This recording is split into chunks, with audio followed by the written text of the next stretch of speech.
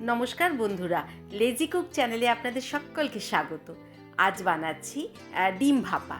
এর জন্য নিয়ে নিলাম 4টের মতো ডিম, একটা বড় সাইজের পেঁয়াজকে একদম কুচি কুচি করে কাটা, আর বেশ 8টা থেকে 10টার মতো রসুনের কোয়াকে একইভাবে কুচি কুচি করে কেটে নিয়েছি।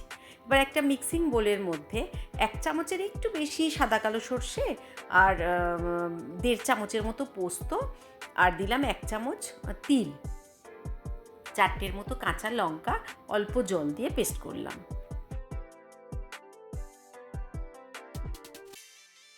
এবার গ্যাসে কড়াই গরম করে 2 চা চামচের মতো সর্ষের তেল দিলাম।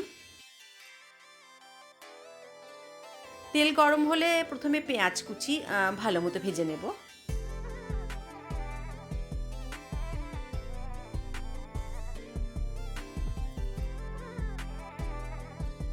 পেঁয়াজ অল্প ভাজা হয়ে গেলে রসুন কুচিটাও এর মধ্যে দিয়ে দিলাম।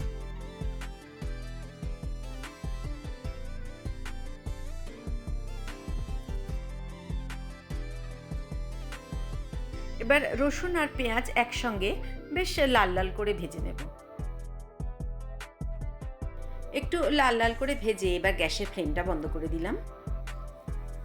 4টে ডিমকে একটা সুতোর সাহায্যে অর্ধেক করে কেটে নিলাম।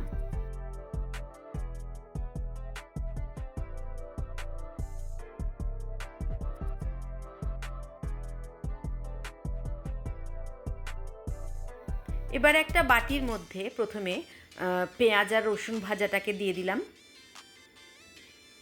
এবার কেটে রাখা ডিমগুলো ওপর থেকে দিয়ে দিলাম।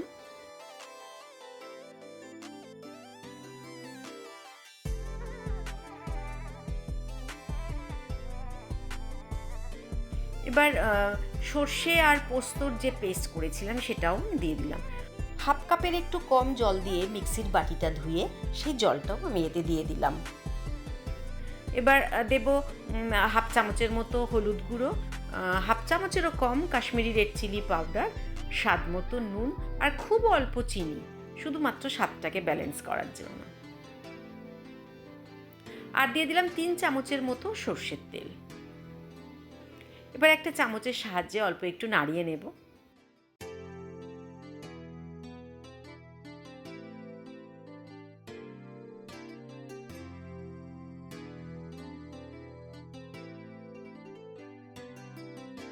এটা মোটামুটি টিফিন বক্সে করলে খুব ভালো হয়, কিন্তু হাতের কাছে আমি কোনো টিফিন বক্স পাইনি, তাই বাটিতেই করলাম।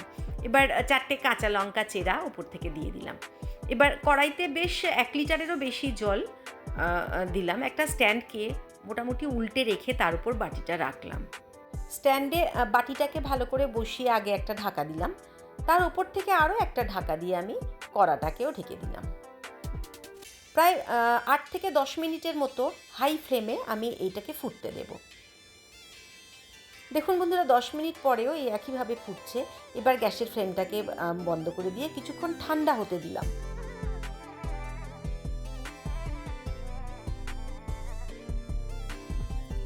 ঠান্ডা হতে ঢাকা খুলে দেখলাম পুরো ডিম ভাপা রেডি।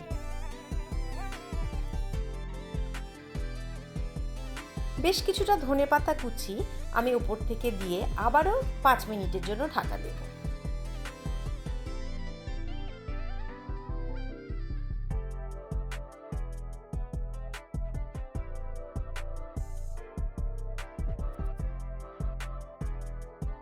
পাঁচ মিনিট পর ঢাকা খুলে আবারও একটু নাড়াচাড়া করে আর একটা বোলের মধ্যে আমি এটা নামিয়ে নেব।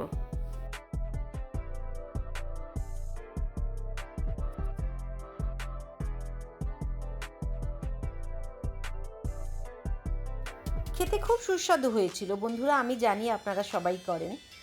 প্লিজ আজকে বলবেন রান্নাটা কেমন হলো, একটু কমেন্ট বক্সে জানাবেন। ভালো লেগে থাকলে একটা লাইক আশা করব।